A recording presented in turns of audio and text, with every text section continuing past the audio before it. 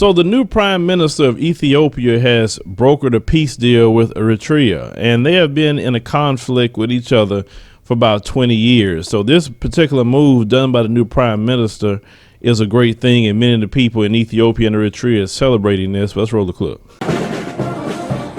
A warm farewell for the leaders of long-term foes Eritrea and Ethiopia, heralding the end of a 20-year military standoff. Ethiopia's Prime Minister Abiy Ahmed met his Eritrean counterpart, Isaias Afwerki, for a historic summit at which a peace deal was signed, meaning a 2-decade state of war between the neighbors appears to be over. Embassies will be reopened, flights between the two capitals will resume, and direct telephone connections will also be restored. And in a potential economic boost for both countries, landlocked Ethiopia will work with Eritrea to develop its ports on the Red Sea coast. The talks were the product of an unexpected peace initiative by Ethiopia's new reformist prime minister, who was only elected in April. Last month, Abiy surprised his country by accepting a ruling that awarded disputed territory to Eritrea.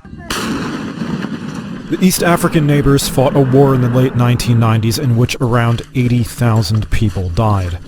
Full-blown fighting ended in 2000, but troops have faced off across the disputed border ever since. With both leaders now promising love and peace between the nations, the hostility may finally come to an end. Now, ever since the new prime minister came into power, he's been doing wonderful things for the people in Ethiopia. He let go a lot of political prisoners. He has brokered this peace deal, and a lot of people believe in this particular prime minister to actually fight for the people. And being at peace on the African continent is just a beautiful thing. We need all countries to be at peace with each other. And as we saw, if you pay attention to global news and global politics, the prime minister had a rally maybe about a week and a half ago, and someone had threw a grenade and attacked a particular rally where the prime minister was speaking, but nothing happened to him. Actually, at the same time, a grenade attack happened in Zimbabwe as well, trying to attack that particular president.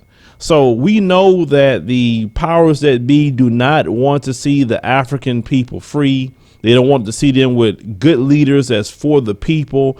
They want a bunch of puppets. And you heard Dr. Mumbi talk about the puppets that's in leadership, that's controlled by the colonizer, all controlled by the Chinese colonizer.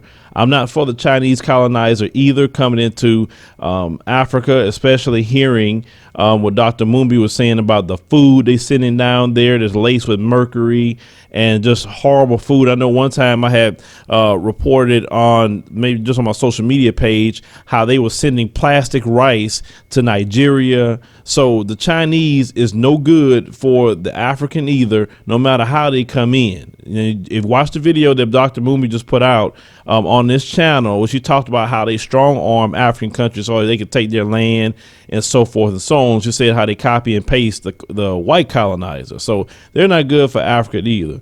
What we need in not just Ethiopia or Eritrea or every African nation, you need a nationalistic Africa first mindset. OK, and we need to have a Pan-Africanist mindset as well when it comes to that continent of Africa. We have to build a relationship with them. Many of you don't want to do that. Many of you have told me, even when it comes up to this upcoming Ethiopia trip, that's maybe a little bit more than 30 days out. We're supposed to leave on the 14th of August, myself and the team. And if you have not donated to that particular project, we have 59.5%, funded so far. Get involved. Help us do that. You talk about real black media. Well, we can't have real black media without finance. Call it what it is. It can't be done for free. The colonizer invests so much money. He invests $1 million a month locally. That's just locally. We're not talking about national news. So we don't have the funds of the colonizer. But if the people come together, we can do so. So we have a link in the pinned comment. Help us continue that particular fundraiser. And let's do this particular video right. We're going to go as representatives to Ethiopia of the black community. Trust me, we have to represent well and do this particular content we're going to do there right. It's going to be a great thing. But we need to continue to promote and push the message of unity, Pan-Africanism. This is what we're going to have to push. So we have to care. Some of you, say that I'm not them. Listen, at the end of the day, in this system of racism, white supremacy, we all the same. I don't care what you believe. We're all the same. We're all treated the same. We all looked at as Africans, whether you like it or not. Look, once white supremacy is over with, you want to separate yourself and be tribalistic. That's your business. But until then, we need to understand that we're dealing with something that do not want us together. They don't want them to have peace. They don't want you to have peace here with your brothers and sisters, even here in America. They don't want you to get along either. They benefit more at your disunity and your destruction than when you get together, because when you get together, you do great things. You always have done great things. So yes, I'm always going to be happy at the unification of African nations that are making peace and trying to strive for better things. And then I always want to encourage all our brothers and sisters that's watching, get your passport. It's less than $200. Get your passport. Some people say, oh, it's so expensive to go over there. Save your money. They got many flight deals all the time. We waste so much money on entertainment here in America. We waste so much money on Jordans and hair, makeup. We waste money on clothes. We're talking male and female. We waste a lot of money.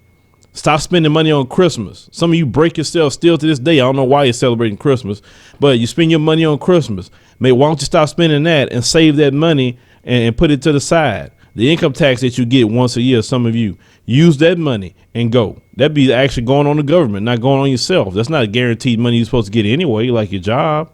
There's many ways you could save money and go the following year to an African nation and see things for yourself.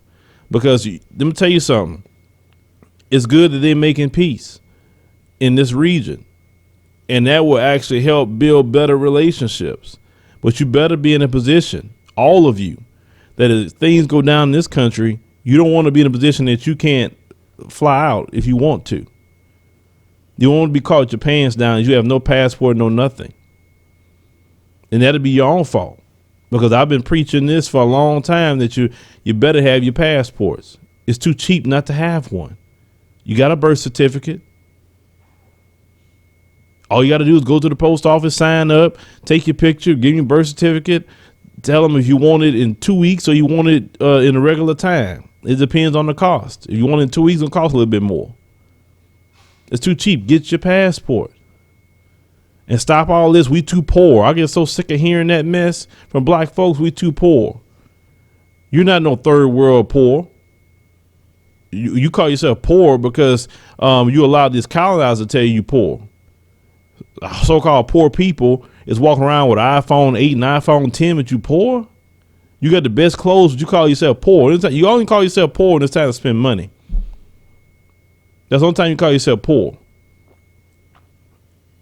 But I don't see poor black folks in America, not collectively. I do see some that's struggling, but not collectively. We got to get out of telling lies to ourselves. We making over $1 trillion a year in this country on our own, even with our oppression. No. I would never accept us as being poor. That's a lot of colonizers told you to get you not to do nothing for yourself so he could benefit off of you. But no, you should, all of us should make sure we have our passport, benefit off the peace accords that's happening in the continent. Go visit Ghana, go visit Kenya, go visit South Africa, whatever country you want to visit. There's plenty of English speaking countries. Part of Cameroon, that's English speaking. Just so you can at least get started. This is something that I definitely promote, definitely within this particular news story. Because as more and more of them get together, and as more and more of them see a better future, then maybe they can start cutting out the colonizer from their resources and start saying, you want our resources, well, you're going to buy it for what it's really worth. And that's when the trillions of dollars going to show up in African nations, when they start telling that colonizer, you're not getting a resource out of here unless you're paying for it full price. The continent of Africa is the richest continent on planet Earth.